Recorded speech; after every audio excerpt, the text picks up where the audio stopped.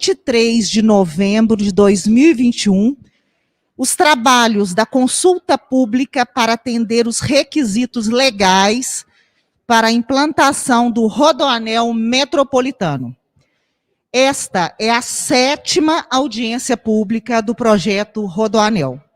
Mais uma oportunidade de usar este instrumento de diálogo na busca por soluções que envolvem a infraestrutura e a logística da região metropolitana de Belo Horizonte. Alertamos sobre a obrigatoriedade do uso de máscaras na dependência do evento e sobre a necessidade de respeitar o limite de capacidade permitida neste local. Este evento está sendo transmitido pelo canal oficial da CEINFRA no YouTube. Senhoras e senhores, após a apresentação do projeto, a equipe técnica receberá as perguntas e sugestões dos participantes. Nossa mesa técnica é formada pela secretária substituta de Infraestrutura e Mobilidade da CEINFRA, Vanice Ferreira, o subsecretário de Transporte e Mobilidade da CEINFRA, Gabriel Fajardo, o diretor da Agência Metropolitana de Belo Horizonte, o Clarliston Moreira. Antes de passarmos para a apresentação eu vou registrar a presença da prefeita de Contagem, Marília Campos, de Betim, Vitório Medioli, de Sabará, Vando Borges, e registrar a presença também do representante do prefeito de Belo Horizonte, Alexandre Calil, o secretário Josué Valadão, que é o secretário de Obras e Infraestrutura da capital. Eu vou passar agora para as regras da nossa audiência pública. O tempo de duração desta audiência pública será de 4 horas. A audiência pública será conduzida pelo mediador e contará com a participação de representantes da Secretaria de Estado de Infraestrutura e Mobilidade, os quais poderão dar início, suspender, encerrar, prorrogar, decidir conclusivamente sobre as questões de ordem e sobre os procedimentos adotados na audiência.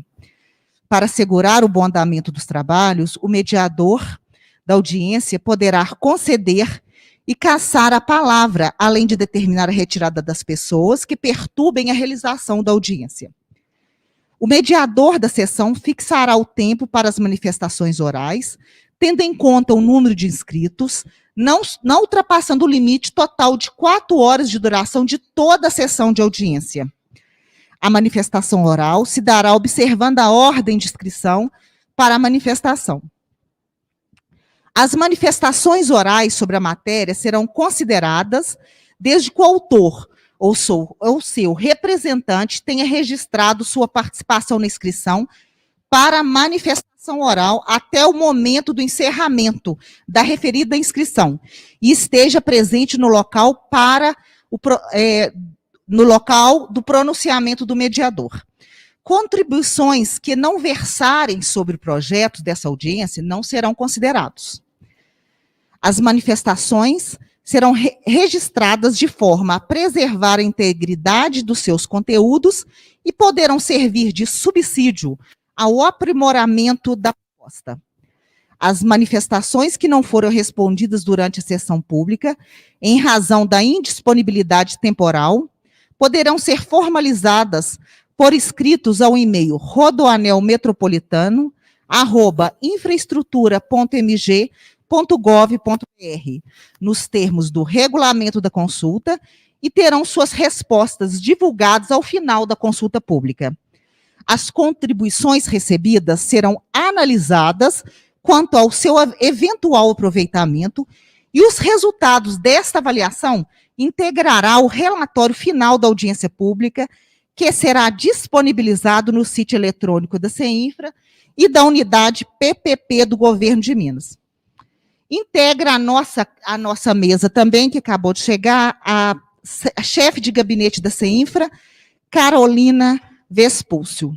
Agora sim, eu passo a palavra, senhoras e senhores, para Gabriel Fajardo, para fazer a apresentação do projeto do Rodoanel Metropolitano.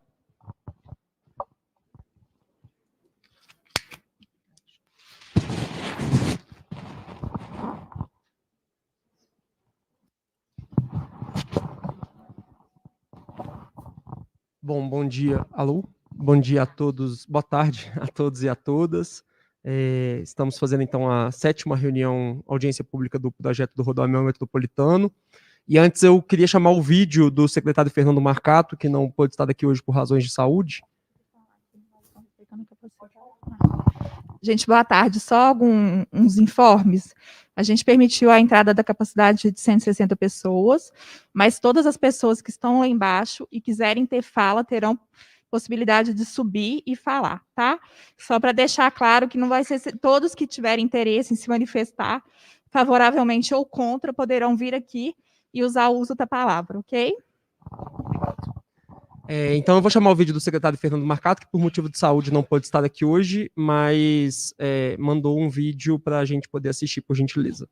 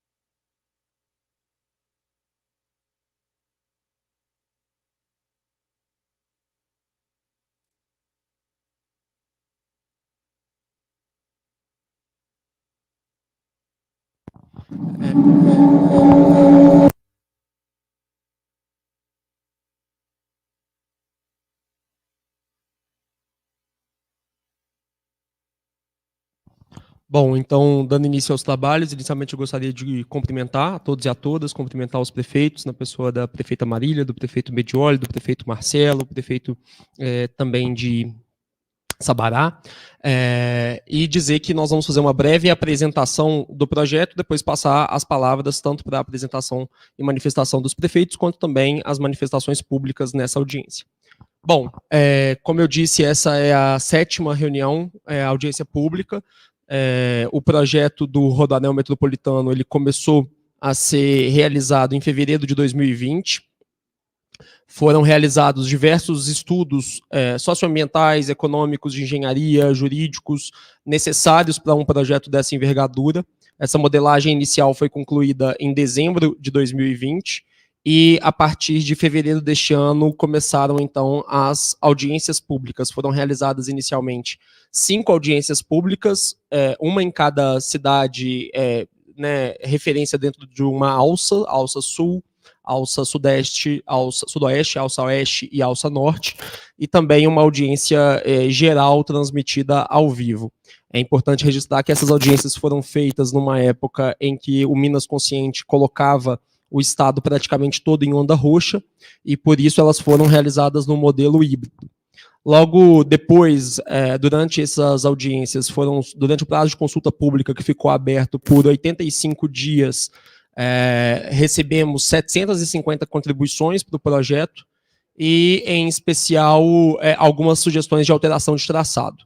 Após a realização de estudos, foi tomada a decisão de alterar o traçado da alça sul e publicada uma segunda consulta pública no dia 25 de outubro, que ficará aberta até o dia 25 deste mês de novembro, e realizada 2 audiências públicas presenciais, agora que o Minas Consciente aponta para uma nova fase da pandemia no Estado. Com isso, ontem foi realizada uma primeira audiência pública na cidade administrativa, no Auditório Máximo, e essa segunda também aqui realizada em Belo Horizonte, no DR, justamente por uma questão locacional, de ser de uma localização mais central. Com isso, a gente está, nesse momento, né, nessa segunda consulta e audiência pública, dando, então, continuidade às contribuições para o projeto. Aqui são só as datas, né, em que aconteceram essas audiências e também os documentos que continuam disponíveis para acesso, são mais de 70 mil acessos já realizados no data room do projeto, onde tem os estudos publicados, e eles continuam acessíveis para consulta, não só esses da primeira consulta, mas da segunda consulta, mas também os documentos referentes às análises que foram realizadas nessas 750 contribuições. Dessas contribuições recebidas, né, é importante registrar que elas vieram, a maioria, em relação ao traçado diretriz, 46%, especialmente referente à Alça Sul, e também relacionadas a aspectos econômico-financeiros, ambientais, jurídicos, de engenharia, desapropriação, e elas que estão respondidas no data room do projeto, uma a uma, que foram analisadas nesse primeiro momento, e também as que estão sendo recebidas agora nessa segunda consulta pública vão passar por esse mesmo procedimento. Para além das consultas, foram realizadas também audições individuais com todos aqueles que solicitaram à Secretaria de Infraestrutura, ativa e passivamente reuniões com movimentos, com a sociedade civil, com empresas interessadas e também com órgãos, né, de controle ambientais, Ministério Público. Isso tudo foi realizado nessas quase 75 reuniões individuais que continuam acontecendo, então todo mundo que desejar uma reunião com o governo do Estado será devidamente atendido como foi até agora. E aqui tem um pouco desse perfil de órgãos ambientais, da sociedade civil, de potenciais licitantes e também dos municípios pelos quais o traçado passa ou que tem interesse no traçado. Foi feito um primeiro alinhamento com municípios em reuniões individuais que foram feitas durante essa primeira etapa de consulta pública. Aqui, né, são os municípios que foram inicialmente ouvidos, para além de outros que também tiveram interesse em se reunir com a Secretaria de Infraestrutura. E depois, mais recentemente, depois da publicação dessa segunda consulta pública, foi realizada uma nova rodada com os municípios, em que o objetivo foi o Estado ouvir as demandas e analisar todas detidamente num processo participativo. Por fim, também foi realizado com o movimento chamado, né, de Articulação Metropolitana de Movimentos e Organizações Socioambientais, nos dias 20 e 21 de setembro, um seminário em que se debateu a região metropolitana de BH e o Rodoanel, impactos, alternativas e sustentabilidade. Foi realizado em parceria com esses municípios e organizações que estão na tela, e que dele se depreendeu aí algumas das indicações que também foram tratadas em sede de consulta pública, considerações para o projeto do Rodoanel. Na segunda consulta pública, a principal alteração realizada foi na alteração do traçado diretriz, como eu mencionei, especialmente na Alça Sul, que deixou de passar por uma região, né, de Casa Branca, na Serra da Calçada, e passou a agora margear o Olhos d'Água, se conectando na BR-040 sentido Rio de Janeiro, e isso foi realizado por uma alteração do traçado diretriz a partir de uma matriz multicritério, que considera, entre outros, critérios socioambientais e que indicaram a viabilidade dessa alteração sobre diversos aspectos que foram detidamente analisados e cujos estudos estão publicados, como eu mencionei, no data room do projeto. Bom, essas são as considerações iniciais dessa audiência. A gente vai agora passar a palavra para os prefeitos, depois para a manifestação popular, e desde já o governo do Estado se coloca à disposição e agradece a presença de cada um de vocês aqui nessa oportunidade. Obrigado.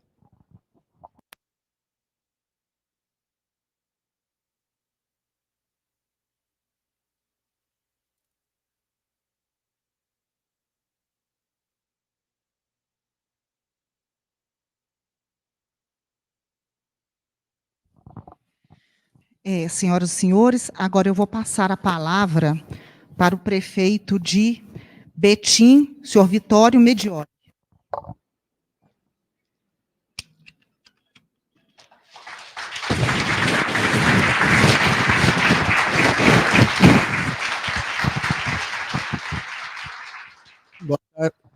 Boa tarde a todos.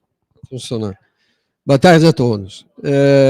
Nós estamos aqui numa segunda reunião, menos de 26 horas, para discutir o maior projeto de todos os tempos da região metropolitana.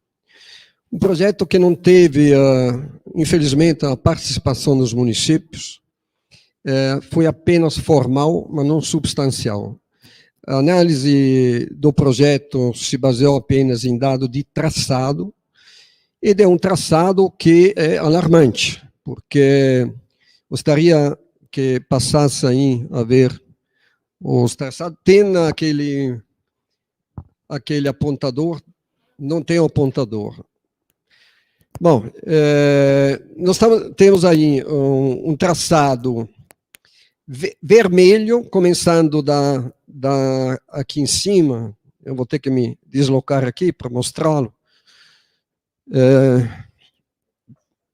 Nós temos o traçado proposto pelo Estado. É esse aqui.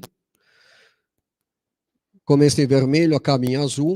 E depois tem um trecho em conteste, que todos as prefeituras, todos estão de acordo, que vai da 040, sentido na altura de Ribeirão das Neves, até, me parece, o município de Sabará, se reconectando com a 381. O que está em discussão é essa passagem que corta Ibirité, que parece que para ele não faz diferença, Betim, que faz muita diferença, e Contagem também, que faz muita diferença. Aqui é uma população entre Betim e Contagem de 1.200.000 pessoas, que hoje sofrem um grande impacto pela serem os receptores, as vias de trânsito dos municípios, da 262 e da 381. Ou seja, tudo que vem do oeste e tudo que vem do sul passa por Betim. O cruzamento é esse aqui, 262, 381. Nesse ponto aqui, chegam um volume imenso de veículos do sul do país e do oeste. As vias são extremamente sobrecarregadas, impactam na mobilidade, e os gargalos e engarrafamentos são constantes. Todos os dias tem isso. A via expressa passou a ser uma ligação da 262, 381 para 040 na altura do Ceasa. Portanto, nós temos uma necessidade de resolver esse problema, até porque há hoje uma grande perda de tempo, de desassossego, e todo esse trânsito também acaba desviando por dentro de Betim e de Contagem, e quem faz esse trajeto sabe o caos que já é. O nosso projeto dos municípios, que foram ouvidos todos os prefeitos, coisa que o Estado não fez, chamaram os prefeitos, dizer, o que é que vocês pensam? Falaram aqui que fizeram várias audiências públicas, mas o que é? Audiências públicas, chega aí, bota uma imagem, fala coisas mirabolantes, né, como se resolvesse todo o problema, como se enriquecesse os municípios de uma nova via. Esqueçam, essa é uma via em concessão, não é uma via que abre novos espaços, é cercada de um lado e do outro, portanto, até o flanelinha que quer entrar para vender alguma coisa, não, o vendedor não interessa, o comércio não é beneficiado. É tipo uma muralha com 40 metros de largura, sobre a qual passam 24 horas do dia um volume imenso de caminhões. Isso que é, portanto, quando fala abre uma via, pera lá, essa aí é uma transposição de trânsito, não é uma via que facilita o trânsito local. Normalmente, no mundo inteiro, quando se fala de um anel rodoviário, a palavra fala é anel, passa em volta, não passa no meio. Porque também, passando no meio, você agrega um passivo, um alto custo, desapropriações, demolições, e o transtorno também a um urbanismo, a relações sociais e econômica já sedimentada, e que cresceram em base a uma previsibilidade.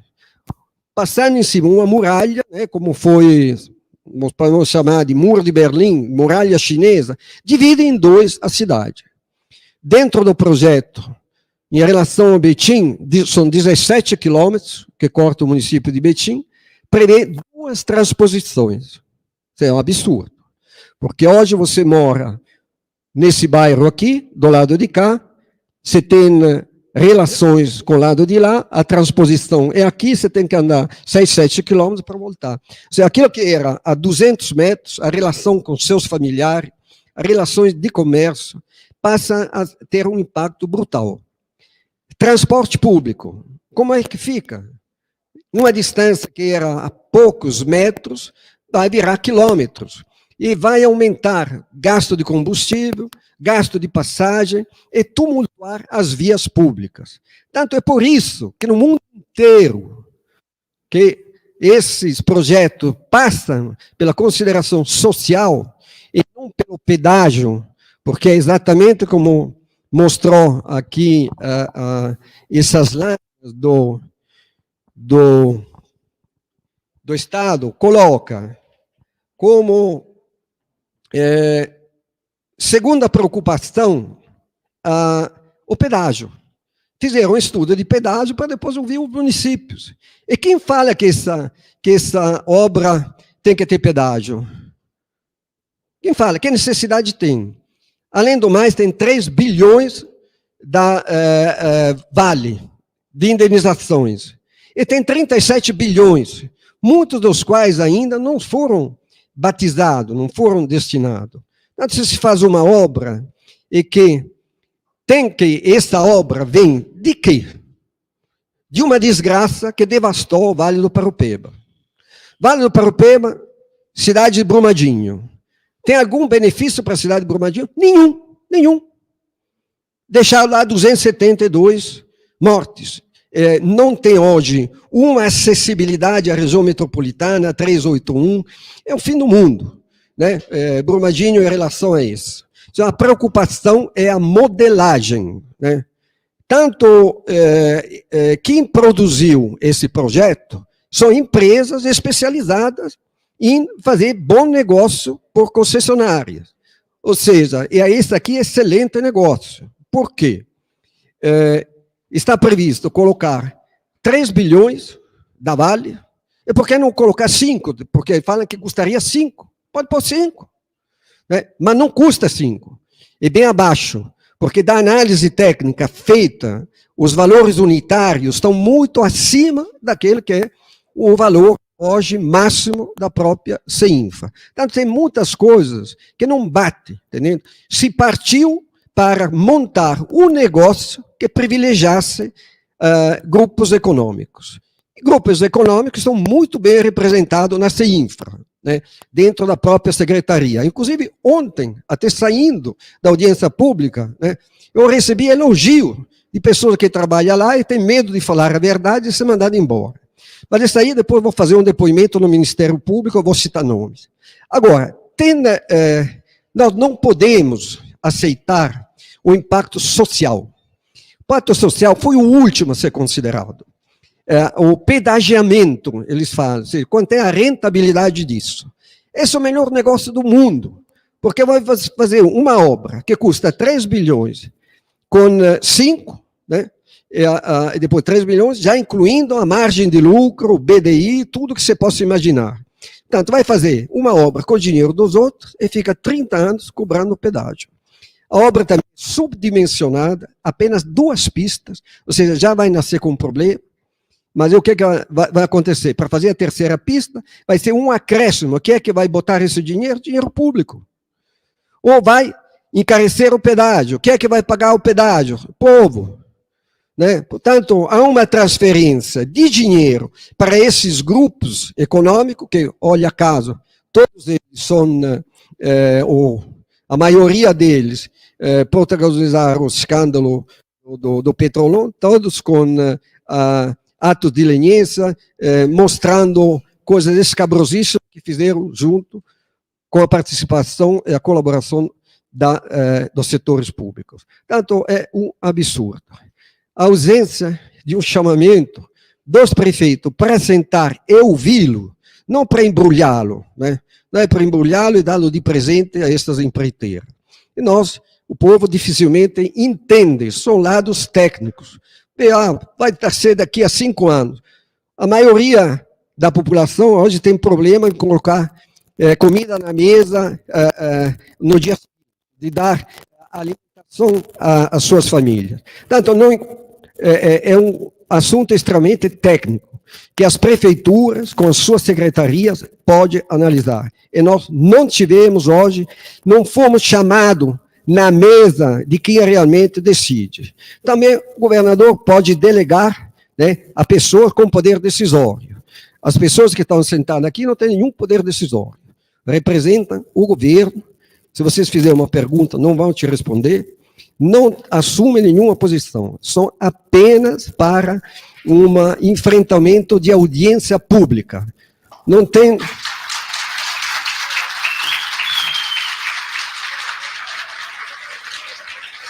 Não tem... Vamos aproveitar bem o tempo. Não tem nenhuma coisa de falar. Não sabe nada. Tem que remeter para outro. Todas as reuniões são desta forma. E depois chama, não, mas vai ceder aqui, vai ceder lá. Escuta, fui eleito para atender a população. Estamos fazendo um bom trabalho, e aqui me refiro a todos os prefeitos presentes, a Marília Campos, a Vander Borges, ao Marcelo, quem tem mais? Tem mais prefeito? Bom, que estão aqui presentes. Os outros também se estão fazendo representar por pessoas.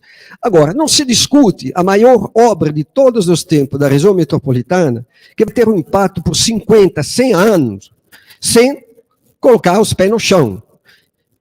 O Estado recebeu esse projeto, essa modelagem, doado. Doado por quem?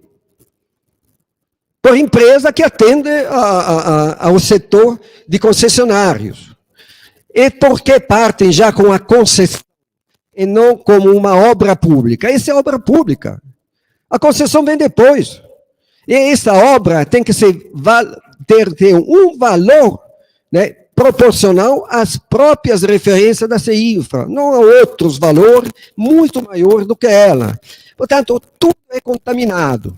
Infelizmente, nós temos que chegar aqui numa plateia, né, tão seleta, para falar de coisa que é penoso a esta altura do campeonato, faltando poucos dias para resolver o assunto e já termos mostrado a nossa inquietude em relação a todo esse processo, que pode ser um desastre. Imagina jogar a via no meio de Betim. Todo o fluxo da 262, da 381 vai continuar a passar por Betim. São milhares, milhões de veículos por ano. Já estão passando, vão continuar a passar. Outra coisa, nós propusemos que o alongamento da via expressa custaria 300 milhões, uma parte já foi realizada pela própria prefeitura, até Brumadinho. Porque nós esquecemos, não podemos esquecer que Brumadinho foi a cidade mais castigada. Aqui não tem nenhuma preocupação. Tem preocupação com o pedágio, com Brumadinho não. 272 pessoas morreram para reparar ao desastre feito no Vale do Paraupeba. E aqui, parêntese, Betim hoje tem 50% da população do Vale do Paraupeba. Né? Tem algum interesse a perguntar a Betim o que pode ser feito? Vai resolver nossos problemas de mobilidade? Absolutamente não, vai agravá-lo, vai destruir bairros que foram constituídos por famílias que migraram de toda Minas Gerais e de outros estados para Betim. É uma civilização, uma urbanização a receita que se montaram com um determinado critério. Um tem uma escola a 200 metros de casa, passa no meio uma muralha, não vai ter mais a escola. O acesso aos equipamentos públicos de saúde, as UBS, as UPAs, vai alongar o percurso, todas essas ligações, que é o custo? A população que vai pagar, a população não está entendendo. Acha que vai receber um rodoanel com, entendendo, que vai beneficiar alguma coisa. Não vai beneficiar as concessionárias, que vão cobrar o pedágio caro para isso. Depois tem erros técnicos grosseiros, muito grosseiros, uma coxa de retalho nesse projeto. O meu tempo é relativamente curto, eu não quero tomar muito, mas precisa analisar. Veja, jogam o começo aqui, e nós achamos que a ligação de Ibirité tem que ser feita. Dentro da nossa planilha, é 180 milhões.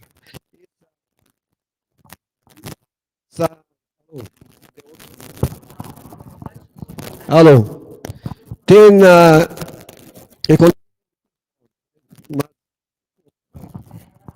alô?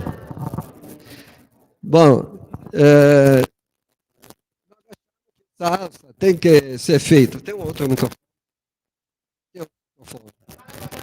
Olha, absurdo. Absurdo. Mas essa assa tem que ser feita, são 180 milhões. Para dar dignidade à Ibirité, que hoje tem tudo, a Sarzedo também, que tem uma acessibilidade muito... Bom, isso se não é destacar, realmente eu poderia gastar mais o microfone, né? Até pelo menos um de reserva. Então, é o Estado que está montando essa... Não dá nem possibilidade de... Absurdo.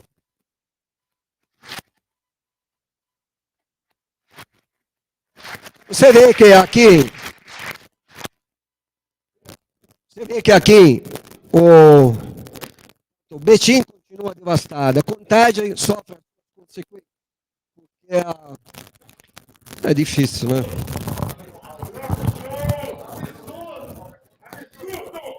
É muito difícil. Isso não é a primeira também.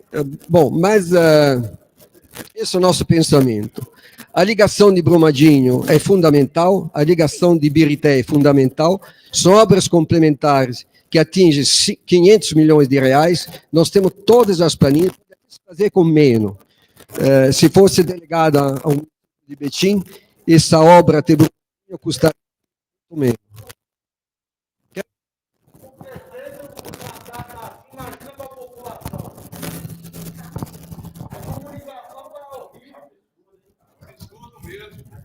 Agora, a culpa não é minha, né?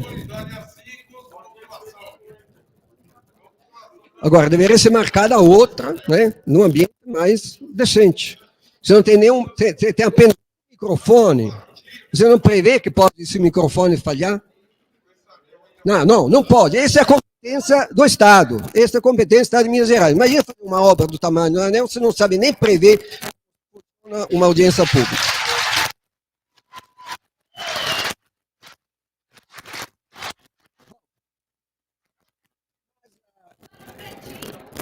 Nós encontramos um trajeto bem montado que passa por áreas rurais, né? Áreas de impacto ambiental reduzido, procuramos desviar de mata. Também, quando tem que passar em alguma área florestada, há compensação, há o replantio, há compensações ambientais de várias formas. E hoje tem todo um código para fazer essas compensações. Demolir milhares de casas dentro do Betim.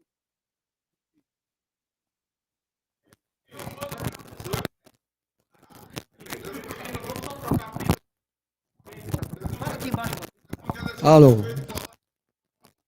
Bom, vamos lá.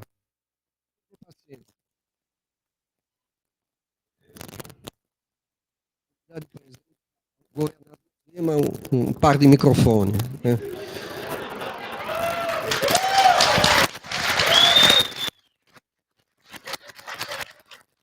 Agora, é lamentável, né? Uma coisa tão importante, são bilhões e bilhões, impacta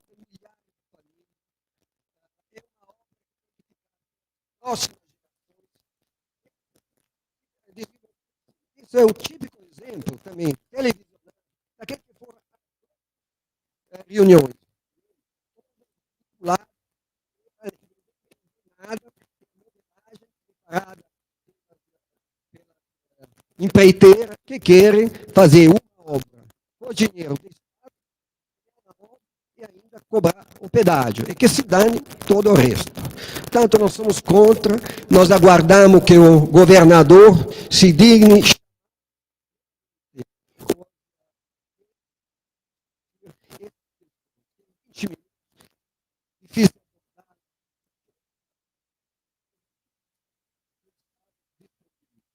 nunca aconteceu isso.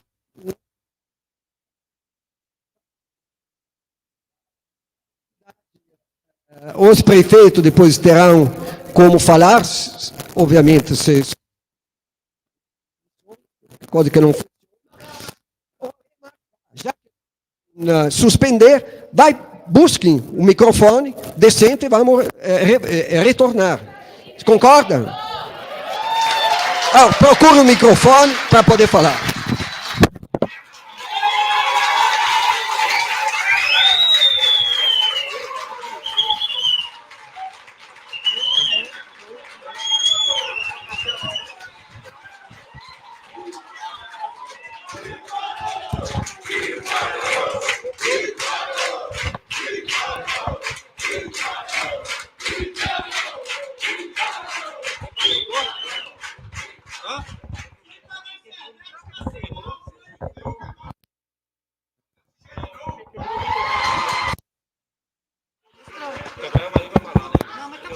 Ei.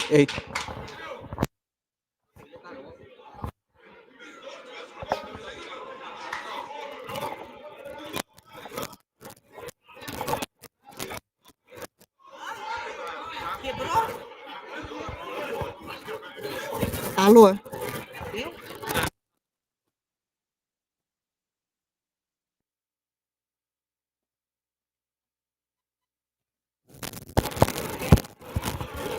Pode continuar? Senhora, quebrou o microfone.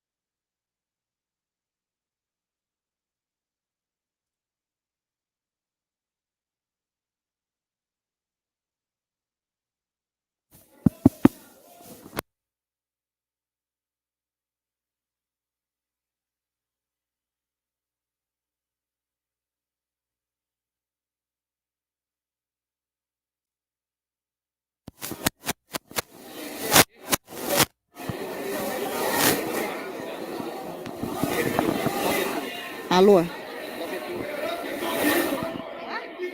O problema técnico, se você entender. Boa tarde.